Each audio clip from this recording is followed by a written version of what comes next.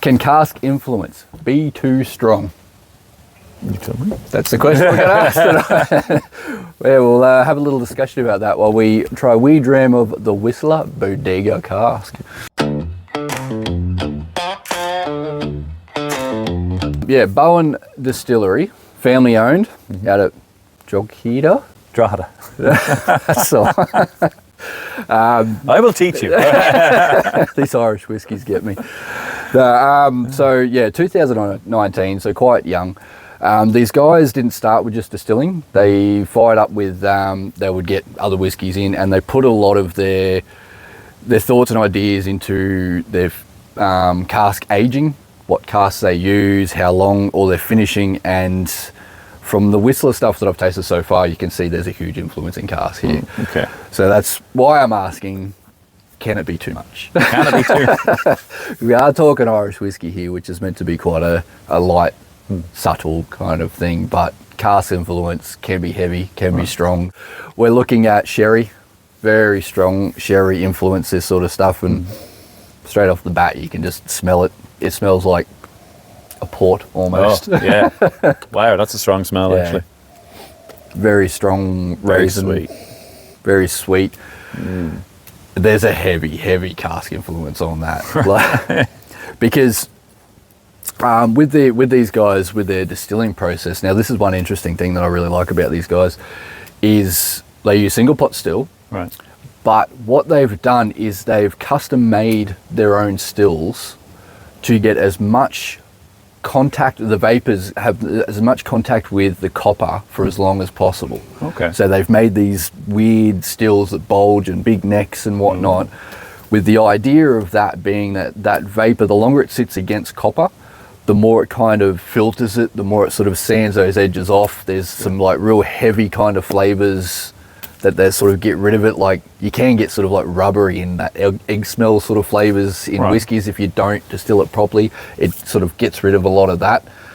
So what they've started with before aging it should be quite a clean, crisp, well distilled whiskey. Okay. There are a lot of distilleries out there that don't want to take all those heavy flavors out. Like if you want something heavier, oilier, meatier, even something that's going to pair well with barbecue. Okay. Things like that, you don't want it touching that copper for too long. Right. So there is a balance there. So I think what they've tried to do is, being an Irish whiskey, they wanted to clean it up a bit, and didn't want too much influence of the freshly distilled whiskey. Right.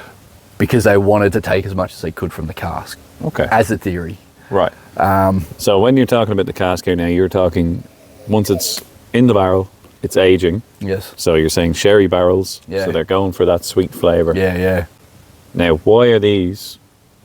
Why is there such a heavier influence of cask? What way am I phrasing this question?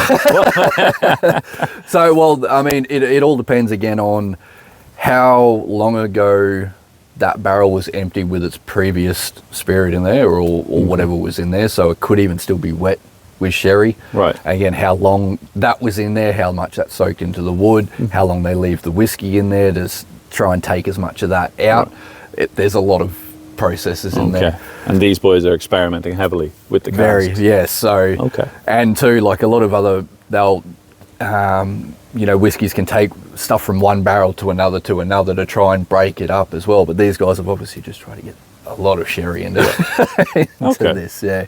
Fair enough. So I think they're just sort of experimenting and just leaning into what a cask can do. Right. Rather than trying to sort of balance something out and compete with the big boys. Okay. You know what I mean? Like they're trying to tackle the world of whiskey from a different angle. They're going for a niche. Exactly. Yes. Mass produced. Yeah. They're going for something unique. Okay. So let's see how this goes.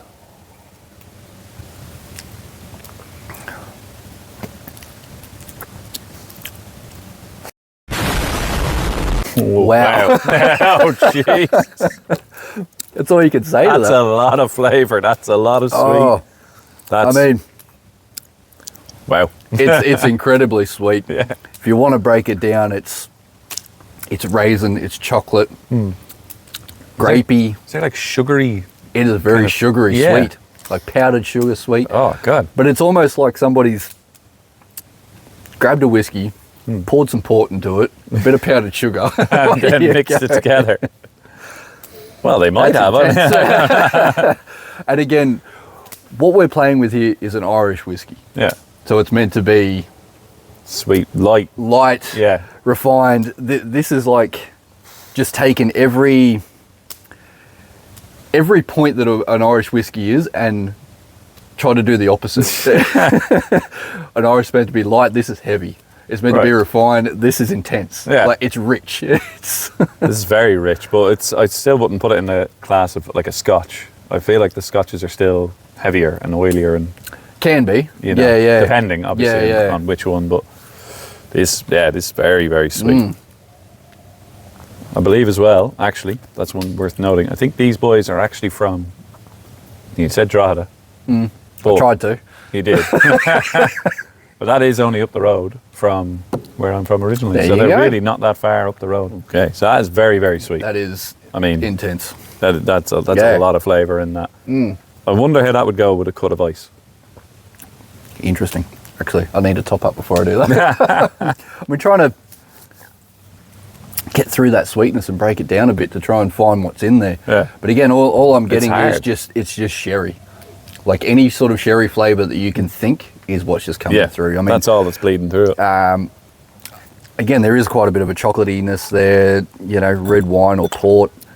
Oh, so strong. Yeah. Thank you, sir. A little bit there. Yeah, I'll go another one. Yeah. Thank you. So with So to reiterate again, this is what you told me before with the ice. It's about separating the oils yes, within it. that is quite oily. That is Yeah. quite intense. Like again, you know, copper pot still, you're going to have such an oily whiskey there. Already it smells a bit lighter. It's not as strong. It brings that powdered sugar to the top. You reckon? It's like licking a cream donut. Oh yeah. Yeah. I'm not sure what that did. Maybe it's slightly less intense Yeah. with the Yeah, ice it's in cut there, it but- back, but it's made it sweeter somehow. Yeah. Yeah, and I mean, there's always a difference between when we're talking like sweetness. There's sweet flavors, sort of like your caramels and your fruitiness, but it's not a sugary sweetness. It's just Yeah. a sweet flavor. Whereas it's sugary. It's sugar, sweet. yeah. So if you're trying to get into whiskey, Yeah. and you've just come off like premix drinks a Yeah. lot, you know, something with your cola or you know your rainbow vodkas or something, it mightn't be a bad place to start. It might be a good little stepping stone towards whiskies if you just can't handle that intent, like sort of just dry, straight up flavour of a Scotch or something. But If you need the sugars to get into it, it's like starting off drinking with alcohol pops. yeah, Or something Yeah, similar rather exactly. than beer. Yeah. I can see that argument, but I don't know. That's a lot of flavour. That is a in lot. that. That's quite intense. Yeah, that's very intense. I mean, there's no other real way to describe it. I can still taste it. I can say, it's still sitting there. It's definitely desserty. Yeah. Like this is something you have at the end of a night, curled up on a couch or something. You know? Maybe this could pair well at the end of a nice meal. Yes. You know, the way you might have a tipple at the end. Yeah, of a well, meal. Yeah. isn't a sherry meant to be a Well, that's it. digestive of some Yeah. sort? Like these guys, I've had a couple of their whiskies, and yeah, they are experimenting, as you said. They are going niche. They are going completely opposite to what a generic Irish whiskey is. Yeah. So again, I think that is because they're just trying to get into the market. They're trying to do something to get their foot in. Yeah. You know, they're stand not out. just trying to climb up behind, you know, sitting in the shadows of all these other great Irish whiskies. Yeah. They're running out, they're stamping their foot and saying, hey, we're here. Yeah. It mightn't be what you used to, but fucking we're. But give it a try. Yeah, you're gonna like it. That's Yeah. it. So I'd say props for, well, I can't even think of the word, but they are standing out like that. They are. Yeah. They're trying something different. Well, yeah, That's and so definitely stands out from and- everything else that we've had so yeah, far. and that's the question I want to ask and ask the audience too. Like, do you think these new distilleries, this is only what, 7 years old? Yeah. Do you think new distilleries like this need to experiment and do some crazy and out of the box sort of stuff like this to try and catch up with these big boys? Like, is that the only way that they're going to have a chance against these long-staying, Yeah. been around for a long time, distilleries that have a name. Is this the sort of stuff do you think they have to do? Well, I'm going to put it out there. There's a trick that you do in marketing. Rather than trying to answer the question, so for example, how to get the trains to run more efficiently or faster, right? You flip it on its head and then you say, well, how about you make the train journey so productive that you feel stupid taking the car, right? So basically you're reframing the question, you're changing it. So if you're introducing this... Why sit down and with the nuance and try and find flavours when it can just slap you in the face? Slap you in the face. That would be my opinion on that. If you're a new distillery and you're up and coming and you're trying to get out there, you've got two ways of going about it. It's like you can make sure you do everything as well as the last person, as well as the big lads, or you branch out and you just try and define your own category. Because if that is unique and then people are trying it and they like it, you're going to get a substantial following who will sit with you because they can't find anything else the same. Yeah, you know. exactly. So yeah, shout out to the lads at Whistler in Drogheda. And fair play to them for creating something unique, I would say. I mean, final rating, what do you think? Experiments are fun. I love trying them. I'll never say no to trying one. But as far as how much I like it, I'd probably give that a 1.5. I think I enjoy it. I enjoy one glass of it. I don't think I could have a few. It's quite intense. Like it's, I mean, I think I can agree with that. I mean, I'd like to give them higher just for trying something new, for being unique, for innovating. Kudos to what they've done. But. Absolutely, but like you said, I can't sit on that.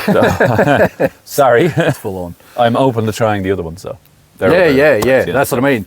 And again, is that part of the marketing? I want to try a couple of more of what they've got because it's like, whoa, that was intense. Didn't like it, but it was intense. I want to see what else they've got. So if anybody would like to contact the boys at Whistler and see if they could send us out a nice tasting paddle, that would be fantastic. So everybody, if you enjoyed tonight and you like this review and you like what we do, please remember to like, comment, subscribe and share us far and wide. Cheers. Cheers.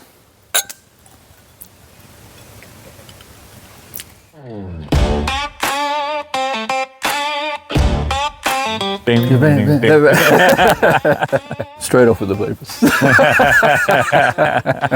Have you heard of the Whistler? I've heard of Whistler in Blade. Not even close. Fucking dog. No, go away. Yeah, something's just popped into my head about that and now I'm gone on a tangent. So rusty. Fucking hell. Let's just forget that bit.